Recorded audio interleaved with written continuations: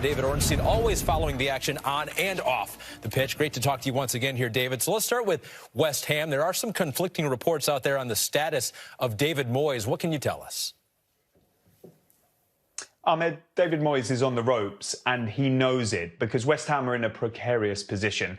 18th in the Premier League, just 2 points above the bottom place. And when you look at the stats, 1 win in 11, 5 all season.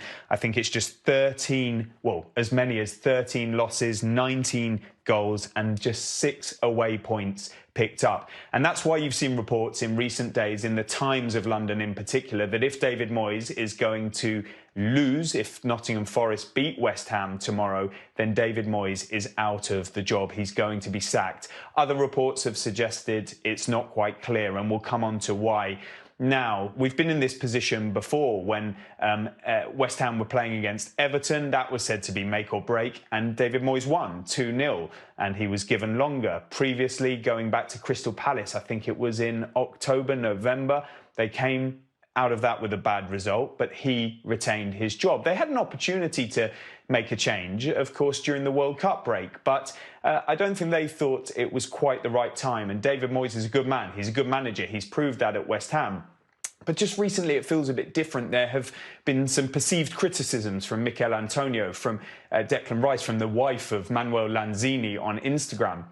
West Ham, of course, spent £160 million last summer. The likes of Scamacca, the likes of Cornet, Aguerd, Paqueta, Danny Ings has since come in. There have been a lot of injuries and, of course, a lot of poor results. The cost of replacing David Moyes would be high, but also the options available. They've been linked with Rafael Benitez, Sean Dyche. Others available include Marcelo Bielsa, Maurizio Pochettino. We don't know if they would come to West Ham. We don't know if West Ham would want to go from there for them. But we also know that West Ham are still in European action. They're in the last 16 of the Conference League. They've been drawn against AEK Larnaca. Last season, they reached the Europa League semi-finals. They finished 7th in the Premier League. The season before, they finished 6th in the Premier League and qualified for Europe. So David Moyes is certainly on the ropes, but we know his quality, and I don't think it's a foregone conclusion just yet. So, David, that is a massive story for West Ham. There's also a massive story out there with the structure of English football, the UK government proposing an independent regulator to oversee English football.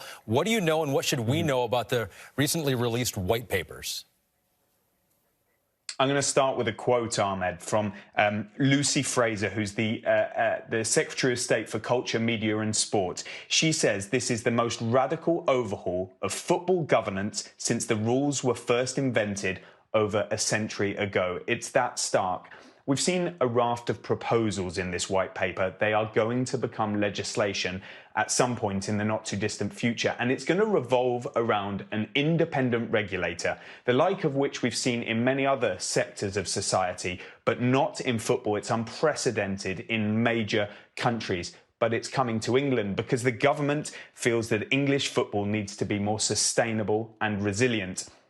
And if we look back to cases over the years, there have been a number of clubs who have fallen into difficult financial circumstances, into administration, into liquidation, like Bury, like Macclesfield Town, like Derby County. And that's why a fan-led review was set up and chaired by Tracy Crouch. It reported in November of 2021, by which time the top Premier League clubs, as we all know, had threatened or attempted to join the proposed breakaway European Super League. That failed, but it said to the British government that football can no longer suitably govern itself. And so that's why the wheels have got in motion for this. They want to safeguard the future of clubs and fans. And at the core of this is going to be a licensing system that if you don't have your house in order financially, if your governance is not good, then you're not going to be allowed to play football. And that's going to be a live monitoring system of their finances and the way they go about things. So that is a massive development. And within that, there will be a strengthened owners and directors test to make sure that the people they want owning these clubs are owning them, that they have the resources, whether they're in the top flight or relegated or fall on hard times, that they don't have undue political influence, although there's no mention of human rights within these proposals, nor the notion of nation states essentially owning football clubs. Fans are going to have a greater say in matters. If clubs want to change colour of their shirts or their badge or their stadium or their name, then fans will pretty much have a veto on that. Breakaway leagues will be blocked, like we saw in the ESL English clubs won't be allowed to join them. And also a key issue here is redistribution of wealth.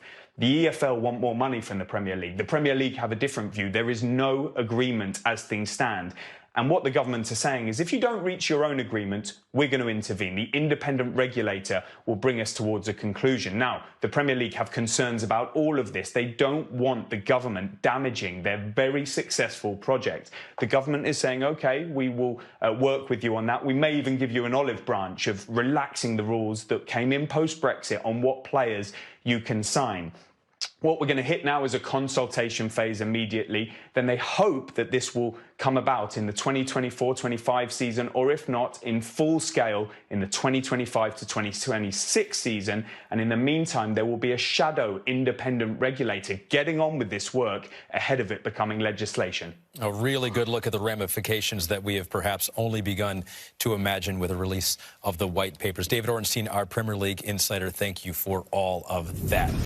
Hi there, I'm Rebecca Lowe, studio host for NBC's coverage of the Premier League. Don't forget to hit subscribe to watch more videos all season long. For even more Premier League content, from original series to live matches, head over to Peacock and be sure to tune in for Premier League mornings every weekend on USA Network and on Peacock. We will see you over there.